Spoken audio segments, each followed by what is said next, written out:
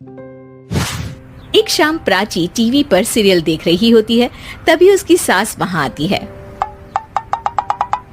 अरे सीरियल में तो ऐसे मग्न है जैसे आज रात का खाना पड़ोसी आकर बनाएंगे। मुझे पता ही नहीं था आपने अपने बेटे की शादी पड़ोस में भी की हुई है। हैं?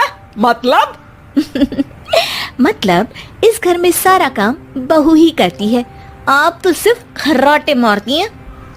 अच्छा जी, फिलहाल तो तुम आराम फरमा रही हो, चलो जाओ, ये मेरे टीवी देखने का समय है। आहा, इसीलिए मुझे भगाया जा रहा है। सॉरी, अब तो बिल्कुल नहीं जाऊंगी। प्राची की इस बात पर दोनों सास बहू के बीच टीवी रिमोट के पीछे बच्चों जैसी छीना झपटी शुरू हो जाती है, जिसके बीच श्लोक भी काम से घर वापस आ जाता है। हाँ, आज मेरी चूहे बिल्ली की जोड़ी किस बात पर झगड़ रही है? अरे तेरे बीवी मुझे टीवी ही नहीं देखने दे रही। अरे तुम्हारी मम्मी मुझे खाना बनाने के लिए फोर्स कर रही है। अरे वाह, ऐसे बेतुके रीजन पर तो बच्चे भी झगड़ा नहीं करते। अरे मुझे कुछ मत बोल, सब इसने ही शुरू किया है। हाँ हाँ, जैसे आप तो बहुत दूध की धूली है ना। अरे बस दोनों चुप। प्राची जाओ, खाने की तैयारी करो। और माँ तुम छोड़ो, तुम्हें क्या बोलूं, शांति से अपना सीरियल देखो, मुझे दोबारा लड़ने की आवाज सुनाई नहीं देनी चाहिए। ऐसा बोलकर श्लोक वहाँ से चला जाता है, जिसके पीछे पीछे प्राची भी कुछ न कुछ बड़बड़ाते हुए रसोई में चली जाती है। हाँ हाँ, सासू जी को तो कुछ बोलेंगे ही नहीं, बस मुझ पर ही हुक्म चलता है, खाना बनाओ, जैसे मैं इनके घर में खाना बनाने के लिए आई हूँ। इसी तरह शाम बीतती है और रात को श्लोक और प्राची की सास खाना खाकर सोने चले जाते हैं, लेकिन प्राची गुस्से में कुछ खाए बिना काम में ही लगी रहती है। इस घर में किसी को घंटा फिक्र नहीं पड़ता, मैं खाऊं या भूखी रहूं। प्राची कुछ देर के लिए रसोई से बाहर जाती है और जैसे ही वापस आती है तो वहां दूध का भरा ग्लास देखकर हैरान रह जाती है। फिक्र पूरी है, बस दिखाना नहीं है। प्राची दूध पीकर सोने चली जाती है और अगली सुबह एक बार फिर सास बहू का कार्टून नेटवर्क स्टार्ट हो जाता है। ये तुमने ही किया है। अरे अजीब जबरदस्ती है, मैं बोल रही हूँ मैंने कुछ नहीं किया। दोनों ने मिलकर पूरे घर को पागल खाना बनाया हुआ है।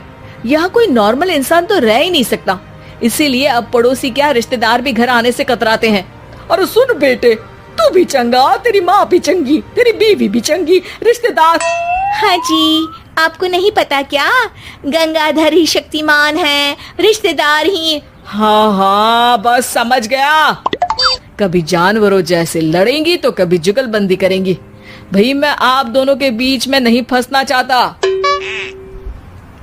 सास बहू की इस मनमौजी जोड़ी से परेशान होकर श्लोक अपना सिर खुजलाता वहां से चला जाता है। चलो अब मैं भी कीर्तन में जा रही हूँ।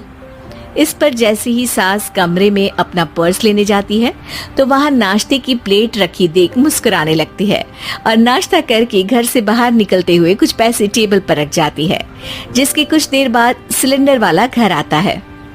ओ मुरी मैया, मैं सिलेंडर के बारे में तो बिल्कुल भूल ही गई थी। घर खर्च के सारे पैसे भी मम्मी के पास है और श्लोक से बोला तो उल्टा 4 बात सुनाएंगे। प्राची ये सोच ही रही होती है कि अचानक उसका चेहरा चमक उठता है और वो घर में आकर इधर उधर देखने लगती है। तभी उसकी नजर टेबल पर रखे पैसों पर पड़ती है, जिन्हें वो सिलेंडर वाले को दे देती है। ये सब श्लोक देख लेता है। अच्छा बेटे, इतना बड़ा घोटाला, सबके सामने मैं तेरी दुश्मन और पीठ पीछे तेरी मेरी यारी। इस पर श्लोक एक प्लान बनाता है और शाम को सब एक साथ बैठे होने पर बोलने लगता है। माँ, तुम दोनों की बहुत लड़ाई होती है, इसलिए मैं सोच रहा हूँ कि प्राची को उसके घर छोड़ाऊं, इससे वो भी खुश रहेगी और तुम भी। अचानक श्लोक की ये बात सुनकर सास बहू शौक से उसकी तरफ देखती है। अरे ऐसे कैसे घर छोड़ाओगे, मुझे कहीं नहीं जाना। अरे तुमने बोला नहीं पर मैंने सुन लिया, तुम्हें मम्मी के साथ रहना अच्छा नहीं लगता, मुझे पता है। अरे वाह, अरे जब बहू खुद कुछ काम बोले तो वो तुझे सुनता नहीं, और अब जो इसने बोला ही नहीं वो तू समझ गया।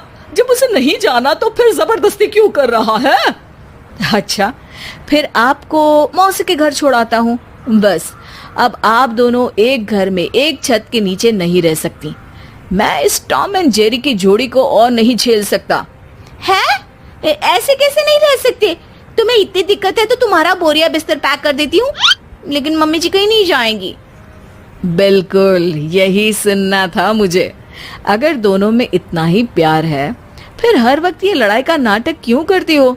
देखा मैंने कैसे माँ किचन में दूध रखती है और तुम उनके लिए कमरे में नाश्ता रखती हो, और कैसे वो पहले ही तुम्हारी दिक्कत समझकर घर में पैसे रखकर बाहर जाती है।